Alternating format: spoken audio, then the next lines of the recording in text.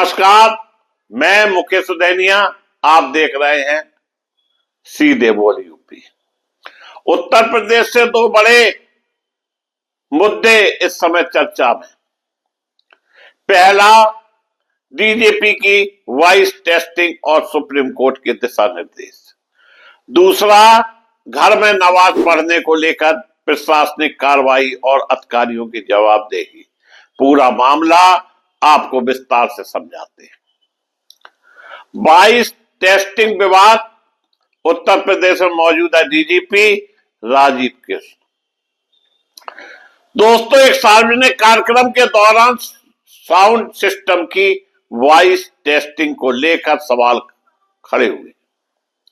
आरोप यह है लगा कि ध्वनि प्रदूषण के नियमों का पालन नहीं हुआ।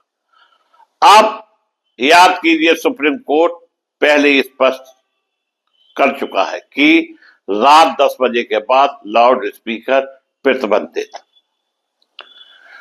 तय डेसिबल की सीमा से ज्यादा आवाज दें।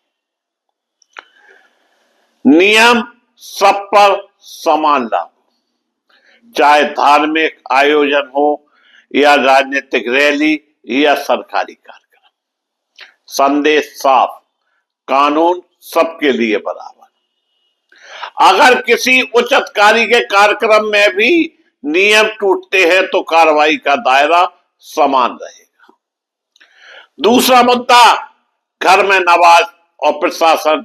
कुछ जिलों से खबर आई कि घर में भीतर सामूहिक नमाज पढ़ने पर प्रशासन ने आपत्ति जताई या कार्रवाई की चेतावनी दी। अब सवाल उठता है दोस्तों, क्या घर में नमाज पढ़ना गैर कानूनी है? संविधान अनुच्छेद 25 नागरिकों को धार्मिक स्वतंत्रता देता है। अगर कोई व्यक्ति अपने घर के अंदर शांतिपूर्वक नमाज पढ़ रहा है और सार्वजनिक व्यवस्था नहीं बिगड़ रही है तो समान तौर पर प्रशासन दखल नहीं दे सकता। अवैध भीड़ इकट्ठी हो, सार्वजनिक रास्ता बाधित हो, ध्वनि नियमों का उल्लंघन हो तो प्रशासन कार्रवाई कर सकता है। कोर्ट का रुख क्या है? सुप्रीम कोर्ट का स्पष्ट रुख है, मौलिक अधिकारों का सम्मान होना चाहिए, लेकिन कानून और सार्वजनिक व्यवस्था सर्वोपरि है। अगर अदालत को लगे कि किसी जिलाधिकारी या पुलिस अधीक्षक ने बिना कानूनी आधार पर रोक लगाई है तो व्यक्तिगत जवाब तलब हो सकता है। अवमानना की कार्रवाई हो सकती है, सख्त टिप्पणी या दंड भी संभव।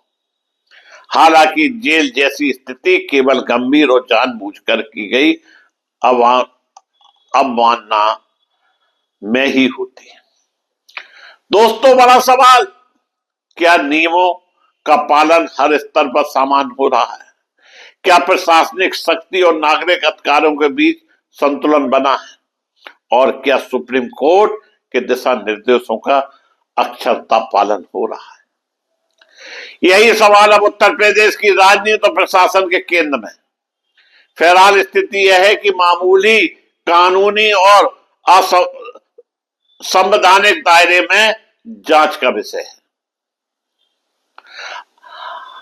अगर याचिका दाखिल होती है या अदालत सख्ती दिखाती है तो जवाबदेही तय हो सकती है।